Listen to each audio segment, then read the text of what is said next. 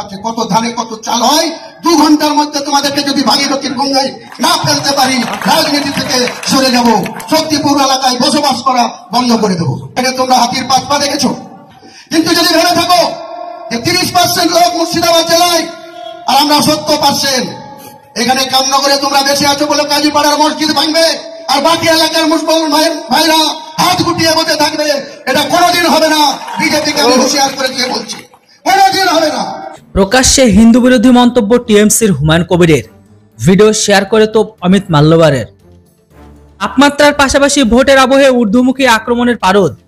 কখনো তৃণমূল বিজেপিকে নিশানা করছে, কখনো আবার বিজেপির টার্গেট চলে আসছে তৃণমূলের উপর। গত বৃহস্পতিবার যেমন ভরতপুরের তৃণমূল বিধায়ক হুমায়ুন কবিরের একটি ভিডিও শেয়ার করে রাজ্যের শাসক দলকে তুলোধনা করলেন বিজেপির আইটি সেলের প্রধান অমিত মালব্য।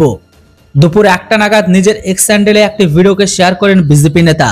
সেই ভিডিও বুথ কর্মী সম্মেলনে দাঁড়িয়ে বক্তৃতা রাখতে দেখা গেছে হুমায়ুন কবিরকে।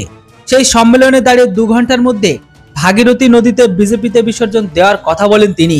সেই সঙ্গে কাজীপাড়ায় মসজিদ ভাঙা নিয়ে সরব হতে দেখা গেছে তৃণমূলের বিধায়ক। এবার সেই ভিডিও শেয়ার করে পাল্টা দিল অমিত। হুমায়ুনের বক্তৃতার 30 সেকেন্ডের একটি ভিডিও শেয়ার করে বিজেপির আইটি সেলের প্রধান লিখেছেন, শান্তিপুরের বুথ ওয়ার্কার সম্মেলনে ভরতপুর তৃণমূল বিধায়ক হুমায়ুন কবির বলেছেন, 2 ঘন্টার মধ্যে আমি যদি বিজেপিকে ভাগীরথী নদীতে না ফেলতে পারি তাহলে আমি রাজনীতি ছেড়ে দেব। আমি তোমাদের শক্তিপুর এলাকায় থাকতে দেব না। এই এলাকায় বেশিরভাগ হিন্দুরাই উদ্বাস্তু, ধর্মীয় উৎপীড়ন থেকে বাঁচতে বাংলাদেশ থেকে পালিয়ে এসেছিল, কিন্তু এখন ফের হুমকির মুখে পড়ে গেছেন। হুমায়ুন কবিরকে স্টেটমেন্ট দিয়ে অমিত লিখেছেন, যদি ভেবে থাকো মুর্শিদাবাদ জেলায় শুধুমাত্র 30% বাসিন্দা হিন্দুদের উল্লেখ করে থাকে, তাহলে আমরা 70% মুসলিম আছি। কাজীপাড়ার মসজিদ ভাঙার ঘটনায় মুসলিম ভাইদের হাতের ওপর হাত দিয়ে বসে থাকবে না। আমি বিজেপিকে হুঁশিয়ারি করে দিচ্ছি। হুমায়ুন কবিরের বক্তব্য তুলে ধরার পর অমিত লিখেছেন, মুর্শিদাবাদের হিন্দুরা হলেন সংখ্যাগরিষ্ঠ, মাত্র 28%, আর তাদের এই সমস্ত কথা বলা হচ্ছে। তাহলে ভাবুন, যদি গোটা বাংলায় তাদের সংখ্যাগরিষ্ঠ হয়ে যায় তাহলে তাদের সঙ্গে কি হবে। পশ্চিমবঙ্গের তোষণের রাজনীতি এখন আরো নিচে নেমে গিয়েছে। সৌজন্যে মমতা বন্দ্যোপাধ্যায়, দ্বিতীয় শ্রেণীর নাগরিকদের থেকে খারাপ দশা বাংলার হিন্দুদের। এই বিধায়ককে দল থেকে বের করে দেওয়ার সাহস কি উনি দেখাবেন? যে সকল বুদ্ধিজীবী নিয়মিত হিন্দুদের বিরুদ্ধে বিষ উগড়ান, তারা কি এবার একটাও শব্দ বলবেন? বন্ধুরা, ভারতের বিশেষ করে ওয়েস্ট বেঙ্গলে যেভাবে পরিস্থিতি হচ্ছে আর যেভাবে আপনারা আজকের দিনে যে সিচুয়েশন দেখতে পাচ্ছেন, এই পরিস্থিতি যদি আপনারা এখনো সময় থাকতে যদি পাল্টে না ফেলেন তাহলে কিন্তু অনেক দেরি হয়ে যাবে। কেননা 1000 টাকার চক্করে পড়ে আপনারা নিজেদের সমস্ত কিছু বিসর্জন দেবেন না। কেননা পরিস্থিতি কিন্তু সামনে ভয়াবহ থেকে ভয়াবহ আসছে।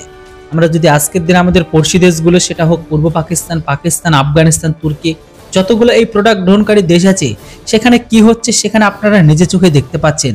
তো সেম সিনারি আমাদের ঘরের ভেতরে যেন না হয়। সময় থাকতে থাকতে কিন্তু আপনারা ভোটটা সঠিক জায়গায় দিয়ে সঠিক মনোনিবেশ করুন।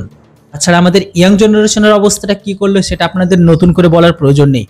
দেখুন, কতগুলো চাকরিকে এক ঝটকায় নিয়ে নিল। তাইলে কি ওরা ঠিক করতে পারতো না? অবশ্যই পারতো। কিন্তু আমাদের বর্তমানে বেঙ্গলের সরকার ইচ্ছা করে কোনো ডকুমেন্টসকে সাবমিটই করেনি। কেননা জানে 100%-এর মধ্যে 95% ঘোটালা থাকলে বাকিগুলো কিভাবে বা দেবে। যেটা বন্ধুরা, সময় থাকতে থাকতে সঠিক জায়গায় ভোটটা দিয়ে সঠিক মানুষকে নিয়ে আসুন। আপনাদের সময় থাকতে থাকতে যদি আপনারা না শুধরে যান, কিন্তু আপনাদের সেই সময় যদি পরিবর্তন করে তাহলে কিন্তু অনেক অনেক কপালে কষ্ট আছে। বাকিটা আবার আপনাদের মতামত আপনারাই নিজেরাই নেবেন। Thanks for watching. জয় হিন্দ, বন্দে মাতরম।